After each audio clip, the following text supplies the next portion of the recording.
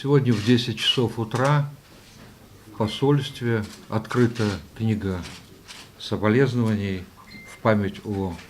погибших, а на следующей неделе по христианскому обычаю на 9-й день после гибели людей мы планируем провести панихиду в храме Архангела Михаила в автокоманде. Денес во 10 сабали во амбасадата беше отворена книгата на жалост во спомен на загинатите во Кемерово. На наредната недела, според християнската традиција, на 9-тиот ден по смртта на луѓето, планираме да одржиме молебен во црквата Свети Архангел Михаил, која што се наоѓа во автокоманда. Я был бы